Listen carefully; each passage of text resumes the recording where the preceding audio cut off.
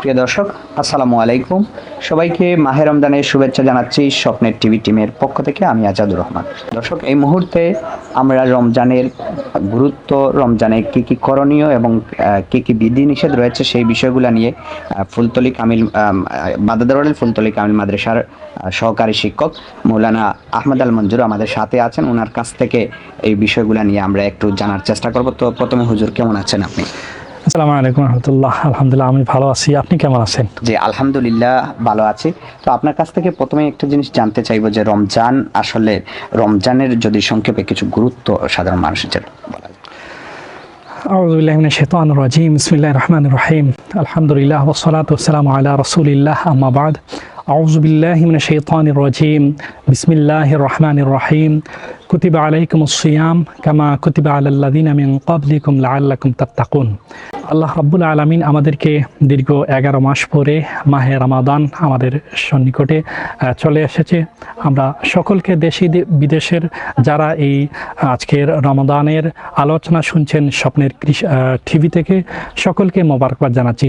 দর্শক মণ্ডলী, আমরা সকলেই জানি মহান আল্লাহ রাব্বুল আলামিন এই বাকি 11 মাসের চেয়ে এই রমাদান কারিমকে, রমাদান মাসকে গুরুত্ব দিয়েছেন। এবং কোনো মুমিন ব্যক্তি, মুসলমান ব্যক্তি যদি এই একটা রমাদান জুড়ে যদি সে দিনে রোজা রাখে, পরিপূর্ণভাবে রমদানের হক আদায় করে এবং রাত্রে তারাবির নামাজ সহ সকল ইবাদত সে পালন করে, তাহলে একজন মুমিনের জন্য একটি রমাদান তার সারা জীবনের গুনাহের কাফফারার জন্য যথেষ্ট হয়ে যাবে। তো আমরা পবিত্র কোরআনে আল্লাহ রাব্বুল আলামিন রমাদানের গুরুত্ব সম্পর্কে, রোজার গুরুত্ব সম্পর্কে বলছেন, কুতিবা আলাইকুমুস সিয়াম, আমি তোমাদের উপর রমজানের রোজা ফরজ করেছি, কামা কুতিবা আলাল লাযিনা মিন ক্বাবলিকুম, যেমনিভাবে তোমাদের পূর্ববর্তী যারা মুমিন উম্মত রয়েছেন নবীগণের, তাদের উপর রোজা ফরজ করেছি। কেন ফরজ করেছেন আমাদের উপর? যে লাআল্লাকুম তাত্তাকুন, যাতে আমরা তাকওয়া অর্জন করতে পারি, ক্ষুধা বিরু হতে পারি, আল্লাহর নৈকট্য হাসিল করতে পারি। এজন্য আল্লাহ রাব্বুল আলামিন এই রমজানের রোজাকে আমাদের উপর ফরজ করে দিয়েছেন। রাসূল করিম সাল্লাল্লাহু আলাইহি ওয়াসাল্লাম ইরশাদ ফরমাইছেন, মান সামা রমাদানা ঈমানান ওয়া ইহতিসাবান গুফিরা লাহু মা তাকাদ্দামা মিন যামবি। আল্লাহ নবী বলছেন, বুখারী শরীফের হাদিস, যে ব্যক্তি রমজান শরীফের রোজা রাখে ঈমান অবস্থা এবং সওয়াবের উদ্দেশ্যে, আল্লাহ রাব্বুল আলামিন গুফিরা লাহু মা তাকাদ্দামা মিন যামবি, তার পূর্বের যত গুনাহ রয়েছে সকল গুনাহ আল্লাহ মাফ করে দেন। আর হাদিসে রয়েছে যে মান কামা রমাদানা ঈমানান ওয়া ইহতিসাবান গুফিরা লাহু মা তাকাদ্দামা মিন যামবি, যে ব্যক্তি রমজানের রাত্রে দাঁড়িয়ে ইবাদত করবে, অর্থাৎ তারাবির নামাজ পড়বে, আল্লাহ তার আগের জীবনের সকল গুনাহ মাফ করে দিবেন। এজন্য এই রমজান শরীফের গুরুত্ব অনেক রয়েছে এবং ফজিলত, অসংখ্য অগণিত ফজিলত রয়েছে। যে কেউ যদি রমজান ছাড়া অন্য 11 মাসে যদি কেউ একটা ইবাদত করে, একটা সওয়াব আদায় করে, তাহলে রমজান শরীফে এই সওয়াবটা আল্লাহ রাব্বুল আলামিন 70 গুণ পর্যন্ত বাড়িয়ে দিয়ে দেন। এমনকি যদি কেউ রমজান শরীফে একটা নফল আদায় করে, তাহলে এই নফলটা তার রমজান ছাড়া একটা ফরজের সমান আল্লাহ রাব্বুল আলামিন তাকে দান করে দেন। একটু যদি এই যে রমজানে তো বিভিন্ন করণীয় রয়েছে, সেই সাথে কিছু কিছু আমল আছে যেগুলো অন্যান্য আমলের তুলনায় অনেক বেশি সওয়াবের হয়ে থাকে, তো সেইগুলো যদি একটু বলে। ধন্যবাদ আপনাকে। রমজানের করণীয় সম্পর্কে এবং বর্জনীয়, প্রথম হচ্ছে যে রমজানের তো যাদের উপর ফরজ হয়েছে, যেমন মনে করেন রমজানের কাদের উপর ফরজ হয়েছে, এটা যদি আপনি বলেন তাহলে আমরা জানতে পারি যে ব্যক্তি যার জ্ঞান বুদ্ধি রয়েছে, অর্থাৎ স্বাভাবিক জ্ঞান বুদ্ধি রয়েছে, এবং যে বালিগ অর্থাৎ বয়সন্ধি যে বুঝে, এবং যে মুসলমান ব্যক্তি, কোনো অমুসলিম ব্যক্তির উপর তো আর রমজানের রোজা ফরজ নাই, এবং কোনো অবুঝ শিশুর উপর তো রমজানের ফরজ নাই। এই ক্ষেত্রে অর্থাৎ সে স্বাভাবিক জ্ঞান সম্পন্ন হতে হবে, আর সে মুসলমান হতে হবে, আর সে স্বাধীন হতে হবে। আর কাদের উপর রোজা ফরজ নয়, এটা হচ্ছে যে যারা মুসাফির রয়েছে, তারা যদি ইচ্ছা করে তাহলে আল্লাহ রাব্বুল আলামিন মুসাফির অবস্থায় সে রোজা না রাখলেও সমস্যা নেই, পরবর্তী রমজানের পরে সে কাফারা আদায় করবে বা করে রমজানের রোজা রাখবে। আর যারা রয়েছে ফিদিয়া আদায় করবে। আর যিনি অসুস্থ রয়েছেন, অসুস্থ ব্যক্তি যদি তিনি এমন হয় যে তিনি আর রোজা রাখলে তার অসুস্থতা আরও বৃদ্ধি পাবে, তাহলে তিনি রোজার পরে কি করতে পারেন, এই রোজার কাফারা আদায় করতে পারেন। এই যে অসুস্থ বিষয়ে বলছিলেন, আসলে অসুস্থ সময় অনেক সময় দেখি যে কিছুটা সুস্থ হয়ে গেল, ওষুধ কন্টিনিউ করতে হয়। অনেক মনে করেন রমজানের আগেই মারাত্মক অবস্থা ছিল, রমজানের কিছুটা সময় পেয়েছে অসুস্থ, খুব মুমূর্ষু অবস্থা ছিল, তারপরে কিছুটা রিকভারি হয়েছে, এই সময় ওষুধ খাওয়ার প্রয়োজন রয়েছে, কিন্তু কিছুটা সুস্থ হয়েছে। সেই ক্ষেত্রে আসলে তার করণীয় কি রয়েছে? এই যে যদি তিনি মনে করেন যে রমজানের রোজা রাখলে আবার তিনি অসুস্থ হয়ে যাবেন, এই সম্ভাবনা থাকে, তাহলে তিনি রোজা ছাড়া তার জন্য এটা অবশ্যই যে কাফারা আদায় করতে হবে। কাফারা নিয়ম হচ্ছে যে ফিতরা পরিমাণ একজন দিয়ে দিলে এটা আদা হয়ে যাবে। আচ্ছা, এই মুহূর্তে আসলে আপনার কাছ থেকে জানবো আসলে রমজানে বর্জনীয় কি কি রয়েছে, বা কোনগুলো আসলে আমাদেরকে পরিহার করা দরকার। বিশেষ করে রমজান মাসে অনেকগুলো হয়ে থাকে, যেমনটা কিছুদিন আগে একজন মুফতি বলেছিলেন যে রমজানের রাতে যে মাইকিং করা হয় ঘুম থেকে ওঠার জন্য, তারপরে প্রচুর মসজিদে কিন্তু যে গজল থেকে শুরু করে বিভিন্ন কিছু গাওয়া হয়। তো একজন মুফতি বলেছিলেন যে এগুলা থেকে বিরত থাকাটা বেটার, কিন্তু মাইকিং করাটা ভালো, ওই সময় তাহাজ্জুদের নামাজ পড়া হয় এমনটা বলেছিলেন। তো এই বিষয়ে আপনি আসলে কি বলবেন? সেটা শরীয়তে হচ্ছে যে মানুষের কষ্ট দিয়ে তো আর আল্লাহর নৈকট্য হাসিল সম্ভব নয়। প্রথম হচ্ছে যে সজাগ করা, মানুষদেরকে সেহরির সময় ডেকে তোলা, এটা শরীয়ত শরীয়কে নাজায়েজ করে নাই। আর গজল বা যে মসজিদে ইসলামী সঙ্গীত, এটার ক্ষেত্রে উলামায়ে কেরাম বলেছেন এটা যতটুকু কমিয়ে আনা যায় কমানো দরকার, কারণ এর দ্বারা মানুষের ইবাদতের বিঘ্ন ঘটে। বিশেষ করে যে 11 মাস যারা আল্লাহর ইবাদতি তাহাজ্জুদের নামাজ পড়তে পারে না, তারা বিশেষ করে অনেক সময় দেখা যায় রমজানে সারা রাত্রে কিন্তু তারা সজাগ থাকে এবং তারা এই সময় তাহাজ্জুদের নামাজ পড়তে পারে।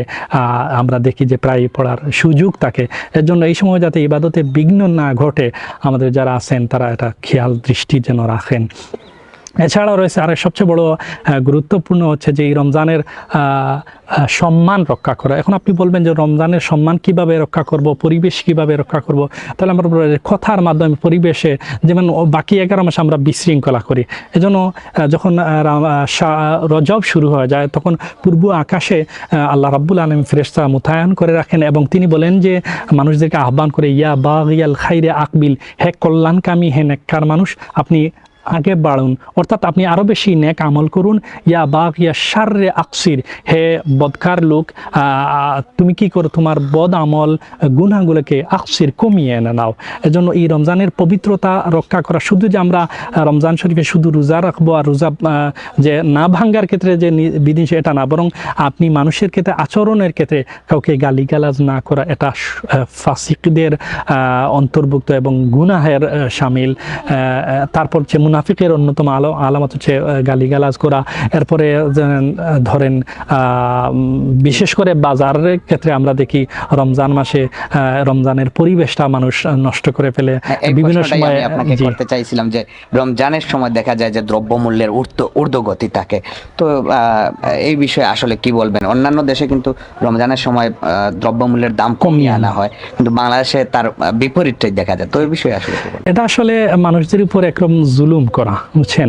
যে প্রকৃতপক্ষে যিনি একজন ব্যবসায়ী হবেন, তিনি সিদ্দিকগণের সাথে আল্লাহ রাব্বুল আলামিন তাকে কি করবেন, নবীদের সাথে তাকে হাসর করাবেন, বেহেশতে দাখিল করাবেন। কিন্তু এখানে যদি কেউ ঊর্ধ্বগতি করে, তাহলে ওই যে আল্লাহ রাব্বুল আলামিন তাকে বিশেষ মর্যাদা দান করেছেন, ব্যবসায়ী যে সত্যবাদীর সাথে তার হাসর হবে, বেহেশতে যাবে, সেই মর্যাদা থেকে তিনি কি হবেন, বঞ্চিত হবেন এবং এটা জুলুমের জন্য তাকে জবাবদিহিতে করতে হবে। একটা হালালের পন্থায় পড়বে না কিন্তু, বুঝছেন? আচ্ছা, পরিশেষে আসলে অনেক দর্শক শ্রোতা রয়েছেন আমাদের সাথে যুক্ত হবেন, তো তাদের উদ্দেশ্যে আপনার যদি বিশেষ কোনো এই রমজান উপলক্ষে বার্তা থাকে, বা এই রমজানের সবচেয়ে বেশি কোন আমলটা করা যেতে পারে? ধন্যবাদ আপনাকে। এটা হচ্ছে বিশেষ রমজানের আমল সম্পর্কে যে আপনি বলেন, এক তো রমজানের রোজা করা, এটা তো আমল ইবাদত, দ্বিতীয় হচ্ছে তারাবির নামাজ, তৃতীয় হচ্ছে বেশি বেশি করে কোরআন শরীফ তিলাওয়াত। ফুলতুহি সাহেব কিবলা রহমতুল্লাহ আলাইহি বলেছেন, কেউ যদি আকাশ থেকে আল্লাহর রহমত টেনে আনতে চায়, তাহলে সে যেন বেশি বেশি কোরআন শরীফ তিলাওয়াত করে। এজন্য আমাদের উচিত বেশি বেশি কোরআন শরীফ তিলাওয়াত করা, যাতে আল্লাহ রাব্বুল আলামিনের রহমত আমরা টেনে আনতে পারি। দ্বিতীয়ত হচ্ছে যে আমরা আরেকটা হচ্ছে আমরা জিকির আজকার বেশি বেশি করে পড়ব, এবং কেউ যদি এই রমজান শরীফের পবিত্রতা, কেউ যদি অযথা কথা নাও বলে, কেউ শুধু রোজা রাখছে এবং মুখ বন্ধ করে রাখছে, তবুও রমজানের উসিলায় আল্লাহ রাব্বুল আলামিন এই ব্যক্তিকে নফল ইবাদতের সওয়াব দান করবেন। এজন্য আমরা এই রমজানের পবিত্রতা রক্ষা করা, রমজান শরীফ বেশি আমল করা, নবী করিম সাল্লাল্লাহু আলাইহি সাল্লাম পুরো দুরূদ শরীফ পাঠ করা, এগুলো আমরা বেশি বেশি করে সদকা করা, তারপরে নফল নামাজ বেশি বেশি করে করা। আরেকটা বিষয় গুরুত্বপূর্ণ হচ্ছে যে আমরা বাকি 11 মাসে অনেক গাফলতি করি নামাজের ক্ষেত্রে।